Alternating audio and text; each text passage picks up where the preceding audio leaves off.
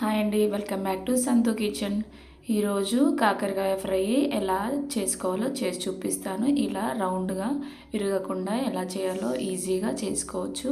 దీనికోసం ఒక 1/2 కేజీ కాకరకాయలు ఇలా కట్ చేసుకొని రౌండ్గా చాలా వీలైనంత పల్చగా కట్ చేసుకొని వేసుకోవాలి. దానిలో ఒక సాల్టు, కొంచెం పసుపు వేసుకొని ఇలా వాటన్నిటిని కడిగి పక్కన పెట్టుకోవాలి. ఇలా పసుపు సాల్ట్ వేయడం వల్ల వాటిలో ఉన్న చేదు పచ్చదనం పోయి నీట్గా అవుతాయి, చేదు లేకుండా ఉంటుంది. ఇలా కడిగేసుకొని పక్కన పెట్టుకోవాలి. ఒక ప్యాన్లో ఆయిల్ వేసుకొని ఆయిల్ హీట్ అయ్యాక దానిలో ఒక స్పూన్ జీలకర్ర వేసుకొని జీలకర్ర హీట్ అయ్యాక మనం పక్కన పెట్టుకున్న కాకరకాయలను ఇలా కొంచెం కడిగేయాలి.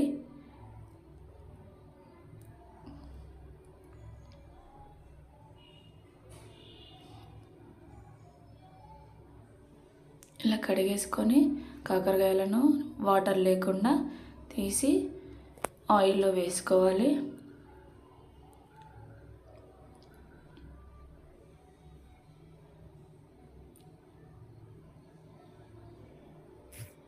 చాలామందికి ఈ కాకరకాయలు వండుతుంటే ముక్కలు ముక్కలుగా అయిపోతుందండి ఫ్రై. అలా అవ్వకుండా ఎలా చేయాలో చాలా సింపుల్గా చెప్తాను. ఇందులో ఏమి వేయొద్దండి, ఓన్లీ జీలకర్ర ఆయిల్ వేసుకొని ఇప్పుడు పసుపు ఇవన్నీ వేసామనుకో అవి విరిగిపోయే ఛాన్సెస్ ఉన్నాయి. సో ఈ కాకరకాయలన్నీ ఇలా ఫ్రై అయ్యాక చూడండి, ఇలా ఫ్రై అయ్యి తర్వాత వెల్లుల్లి అండి, ఒక 5-6 వెల్లుల్లి ఇలా కట్ చేసుకొని వేసుకోవాలి. తర్వాత కరివేపాకు అండి, ఒక 2-3 రెబ్బలు వేసుకొని వీటన్నిటిని కొంచెం పసుపు వీటన్నిటిని ఇలా ఫ్రై చేసుకోవాలి. ఆనియన్ వెల్లుల్లి కూడా ఆయిల్లో వేయించుకోవాలి.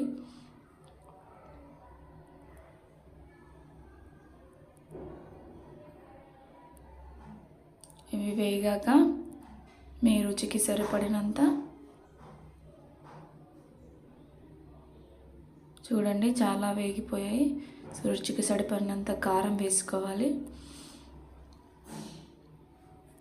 తర్వాత సాల్ట్ వేసుకోవాలి. మీ రుచికి సరిపడినంత సాల్ట్ వేసుకొని వీటన్నిటిని ఒక 5 మినిట్స్ మళ్ళీ వేయించుకోవాలి. అంతే అండి, చాలా ఈజీగా కాకరకాయ ఫ్రై. ఈ చలికాలంలో వేడివేడి అన్నంలో ఈ ఫ్రై వేసుకొని తింటే చాలా టేస్టీగా ఉంటుంది. మీరు ఒకసారి ట్రై చేసి చూడండి, చాలా టేస్టీగా ఉంది. జలుబు దగ్గు అలాంటివి ఉన్నా కూడా పిల్లలకు కానీ పెద్దలకు కానీ ఇలా చేస్తే కొంచెం బెటర్గా ఉంటుంది. చూడండి ఎలా వచ్చేసిందో విరగకుండా. అంతే అండి, ఈజీగా కాకరకాయ ఫ్రై ఇలా చేసుకోండి, చాలా బాగుంటుంది.